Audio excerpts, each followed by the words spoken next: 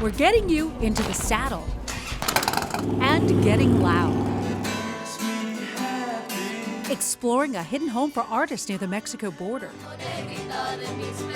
Colorful traditional music from south of the border. So put on your cowboy hat and hold on tight. Hi everyone, I'm Robin Still and welcome to Arizona Highways. Many of the West's most famous good guys and bad guys were known for doing two things really well: riding a horse and shooting a gun. Well, Arizona is host to a contest that challenges men and women to do both: ride and shoot at the same time. Doing a good job so far. As you're watching, the viewers are seeing this mounted shooting match. You see us doing elements, running through gates, turning around barrels, shooting in the turns. High down, high to go as he comes around the corner here. He is looking for a clean run. It's balloons, not bad guys they're shooting at. In those 6 guns, not quite real bullets, but not quite harmless blanks either. Each one of these riders is using 2 single-action 45s. Those are real weapons. The only thing is we're shooting blanks. These are black powder blanks. They're filled with black powder and charcoal, and the hot charcoal embers is what's popping those balloons right now. Actually, there are only 5 shots in these 6 shooters. That's a rule in this sport. And it's true to the dangerous days of the Old West. You tend to load 5 and put it on an empty hole. If you don't and you drop the gun, it could go off. Back then, putting 6 bullets into a 6-shooter could get you, well, killed. And so, if you drop your gun on one of these rides, there's a big penalty. The very best cowboy action riders have to do a lot of things right. We have to be a multitasker. We have to ride, we have to shoot, we have to change guns, and we have to watch where we're going. Starting with getting the horse to go where you want it to go. This particular horse, this was his first shoot, so he had no idea what he was doing. Okay, let's put you in the saddle, see what one of these riders sees. High down, high to go. You got that gun changed. And in between, you've got to draw, shoot, and holster your guns without dropping one. For me, the shooting was easy. I was in the military, so the shooting came easy. For me, the riding was hard. Take a look at Megan Hawes' husband. In this world, he goes by the name Mad Dog Bennett, and he's one of the best. We're literally riding and going bang, bang, bang, bang. Beating the competition usually means you've got to beat the clock first. Cowboy action shooting from the back of a horse means keeping your guns loaded, your boots in the stirrups, and if you can, your hat on your head. It's fantastic. One of the ways that cowboy spirit of independence stays alive here in Arizona is in a different kind of riding: motorcycles. For one famous rider here, motorcycles aren't just transportation. They're a chance to create a work of art. It truly is a piece of art, but rideable. Peter Fonda never rode anything this cool, or was someone so in tune to the needs and whims of his fellow biker brothers and sisters. There's a saying, if I have to explain, you wouldn't understand. It's something that has to be experienced. There's a brotherhood, there's a camaraderie, there's a therapy, there's a huge sense of peace when you're on the road, and it's just you and your motorcycle. This is, in essence, Paul Yaffe. Custom bike artist, businessman, and creator-collaborator of some of the most bitchin' bikes you'll ever see on an Arizona highway. Well, Paul, I gotta tell you, I have never seen a bike like this. This is like something out of psychedelic 1960 I mean, what's the concept behind a bike like this? Well, it celebrates Chicano pop art. Okay. And the customer that commissioned the bike has a great love for that art style. This bike is completely hand-painted with a brush and watercolor by a very well-known Chicano pop artist. His name is Moises. Paul has created Bagger Nation, a place where motorcycle enthusiasts come to give their hogs some personality. So let's say I've got a Harley Davidson, and I say, Paul, you know, I don't want mine to look different than everyone else's on the road. I still like the idea of a Harley, but I want it to be representative of my personality. So how does that process work? Well, at the same time, you want it to be cool. So there's a duality for me. One, I'm good at doing that. That helps. Because you're one cool dude. Well, I don't know about that, but the bikes I do are, for sure.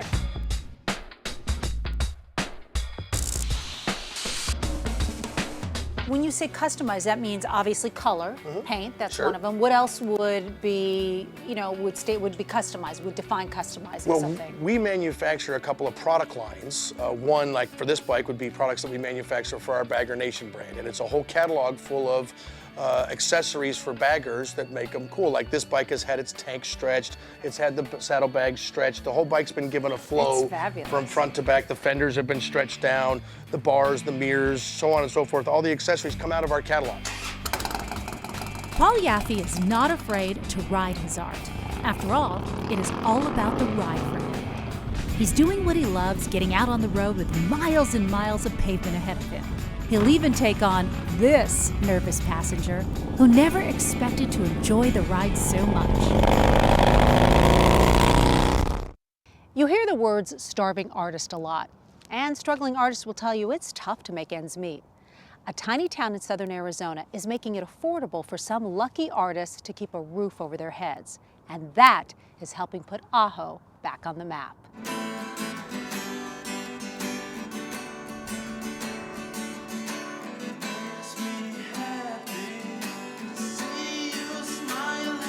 There are some big voices in this small town.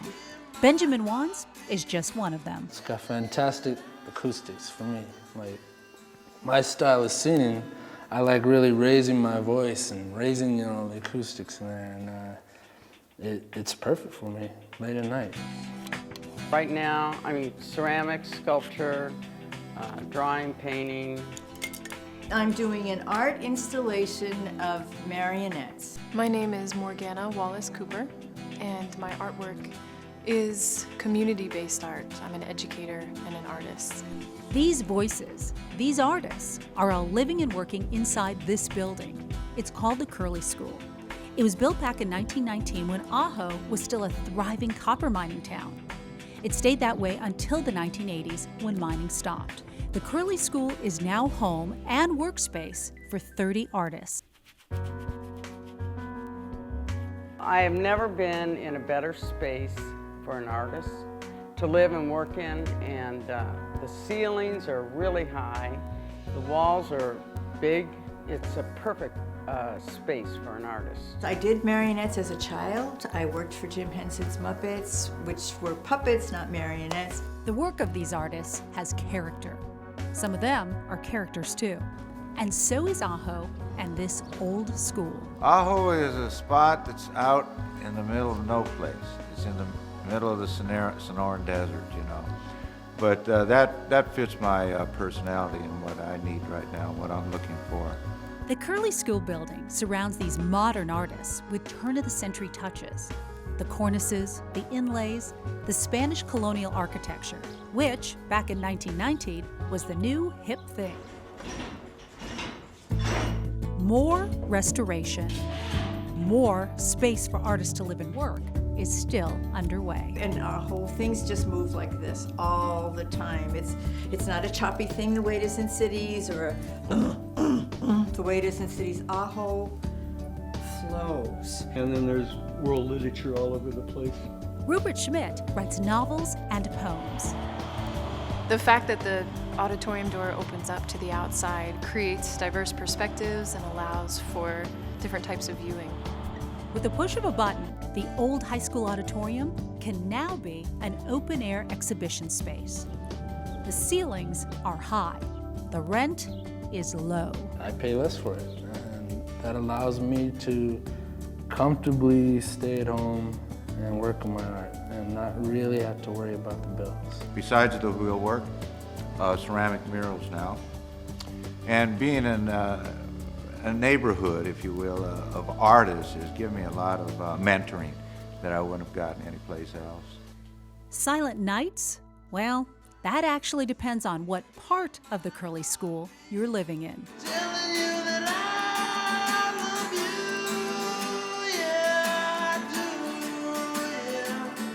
Late at night, in this hallway, there's only one underground living space.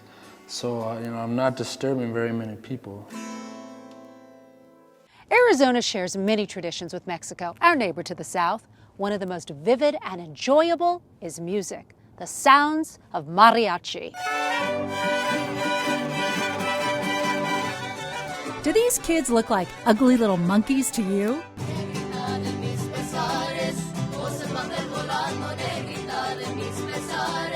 In Spanish, ugly little monkeys translates to Los Changuitos Feos. And they are part of a mariachi musical mentoring program that's one of Tucson's pride and joys. Mariachi music comes from Guadalajara, Jalisco. It originated probably with men only, and it just blossomed into this huge thing. Los Changuitos Feos is the first established mariachi youth group in the country. They've been around for nearly 50 years.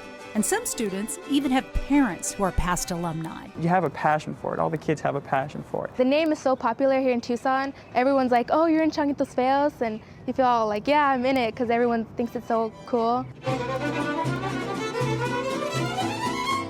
Students get a chance to travel around the world, competing in mariachi competitions from Germany and Japan to Mexico. You get to see new places and meet new people that you never meet, and it's cool.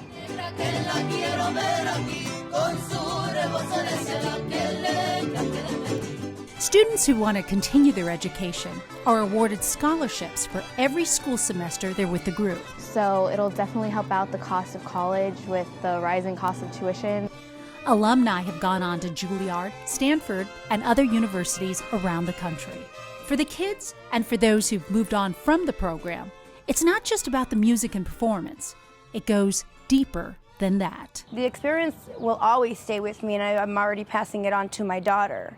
And without mariachi, I think I would have ended up on a different route, because I think it keeps a lot of kids out of trouble.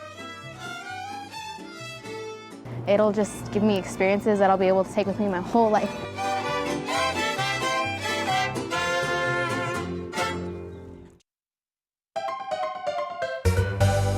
Pedal cars have been around almost as long as real cars. They were once the ultimate plaything to have. But alas, I was not one of the lucky ones. I only had a regular bike with training wheels. That, by the way, my mother barely let me ride because she was afraid I was going to scrape my knee. Still, that did not stop me from dreaming of a set of mini wheels just for mini-me. They were kids' toys, and they were predominantly for probably the rich kids. Tempe's Dave Cleespies is one of only a handful of people in the world who restores these lost childhood treasures. I have a reputation for fixing cars that no one else will. I see it as a challenge. If it's broken, we can fix it. One of the things we try to ensure our customers is every piece of the original car we try to save. Most of the pedal cars were patterned on real makes and models at the height of their popularity in the 20s and 30s. The little cars then made a popular comeback in the 50s and 60s, even spawning a film by Chevrolet, shot at Phoenix's Garfield Elementary School in 1954. In it, young pedal car drivers learned early on how to drive in a courteous, responsible manner. There goes Mr. Speed King himself, passing on a curve. Now you'll immediately recognize the voice of the narrator, who taught us all to believe that every time a bell rings, angels get their wings. Hey, what's the big idea? Dave says a lot of the owners of these cars want a piece of their childhood back when they send him rusted out pieces of metal that they have managed to find or have kept since they were kids. Sad thing is, I do this work and I don't own any of these cars. We don't even own an example. Every time, the few times that we've owned them, finished them, complete them, customers have offered us stupid money and we sell them. What Dave is able to do with these little mini junkers is amazing. As you can see from some of these before and after photos, he really can bring them back from the dead. My job is to take this rusted piece of junk and turn it into this beautiful piece of art, is what they want. And most of these people have no clue. The people in our generation, this stuff even existed or what it should look like. So when they open that box and they pull it out, or we hand deliver the pieces and we open the back of the truck and they see you can see their faces and they're just shocked. They have no idea. When I look at how beautiful these restored cars are, it kind of bums me out a little that I missed out on not getting one as a kid. But that's okay. I guess I'll just have to make do driving around this classic little number all over the Arizona highways. These are Kachinas. Some people refer to them as Kachina Dolls, but they're not what we traditionally think of as dolls for children. For the Native people, they actually have a religious significance. You can buy them, and the very best are made by artists who try to carve every line and detail from a single block of wood. This one here is a good piece, huh? I like the way it cuts. It may come with the stroke of this knife blade, or in the whir of this hacksaw. This studio workshop is near what's called the second mesa of the Hopi Reservation. Each one of the stones will be completely polished before it's all set in there. Inside, artists Dwayne Hyoma and Roy Talaftawa are busy blending the traditional with the modern. Roy's work blends silver and stone. I got a knife for every little situation I need. Dwayne works in only one material, lumber from the root of cottonwood trees. I guess you can say I'm very particular with my wood. If it got a rock in there, I will not touch it. Hopi tradition demands that true Kachina dolls can only be carved from this special wood. People that live close to rivers, that know the value of it, they bring it out, and there's always somebody willing to trade, you know. Dwayne does something that makes his Kachina stand apart from most others. On my dolls, I always carve them standing on one foot. It's a little bit harder, and with the heel up like that, you're only standing on the front of the foot, so the trick is to, when you're getting down to details, not to break it.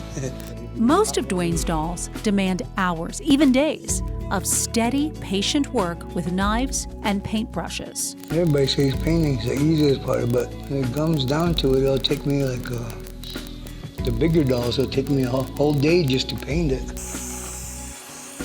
Roy will use modern power tools. And this piece is going to be a necklace that's going to be hung on a chain. And the method is old, but for Hopi, it's fairly new. His main materials? Gold, silver, and the Southwest signature stone, turquoise. See how colorful that is? This is actually a turquoise, but at the time that they mined this is actually like a chalk, really white. Different artists have different interpretations of what turquoise is all about, and the meaning of it and the healing process of it. Going back to the 1800s, Hopi artists hammered their own silver, you know, to make bracelets and whatnot. So the silversmithing history of it still goes way back, but the overlay work is just a recent art that came about. Paint and wood, stone and metal. Roy and Dwayne, two men keeping alive 900 years of Hopi beliefs, but making room along the way for new ideas. I don't know about you, but there is something about escaping into the seclusion of the cool pines and the mountains of the Tonto National Forest that instantly makes me want to relax. Here in Young, we discovered the Cherry Creek Lodge, a place run by people who have mastered the art of teaching you how to just sit back and enjoy the beauty of Arizona. A lengthy dirt road leads you to the Cherry Creek Lodge, and it's there that the game of anticipation begins. The drive is definitely an adventure, and that's part of the beauty. As you go along, you begin to realize that you are going to a place where clouds form enchanting pictures on big skies of blue canvas, where tree-lined pastures are separated by old cowboy fences and wooden posts, and where a weathered house can still evoke images of the past. And then, before you know it, you're there. What I want them to feel is that they've arrived home. We want it to be welcoming. We want it to be your place of respite in the middle of the forest. Today, Michael and Sharon Lecter want to share their lodge with visitors who truly want to get away. If you have to have your cell phone working, you don't want to come to the Cherry Creek Lodge because we don't have cell service. It is probably not for somebody who wants room service. There are no phones in the rooms. Somebody who wants to watch TV all the time. We do have television, but it's to come here, you want to experience nature and enjoy nature and be very peaceful. You'll find peace at Cherry Creek, but that doesn't mean you won't find fun. On any given day, you can be part of a cowboy cattle roundup, or you can take in some skeet shooting or even some archery lessons. But if you want to find yourself again, we recommend waking up at dawn to watch the forest and the lake come alive in that magical first light of the day. You actually can feel yourself starting to relax. You wake up to this natural beauty and the air is lighter. It's seasonal. We have all 4 seasons. As a general proposition, it's about 15 degrees cooler than Phoenix during the day and 30 to 40 degrees cooler at night. And if you think just because you're in a remote location, you've got to rough it, you are going to be pleasantly surprised. Think rustic elegance in every room. The stone, the wood, everything is comfortable and gorgeous at the same time. It's just a wonderful place for families to really bond and to get off-site, to get away from the normal hustle bustle of the day, the phone ringing, and it gives you the opportunity to get away and really enjoy each other and share experience together. I want them to feel peace. I want them to feel restored, rejuvenated. It's a wonderful place to come with your family.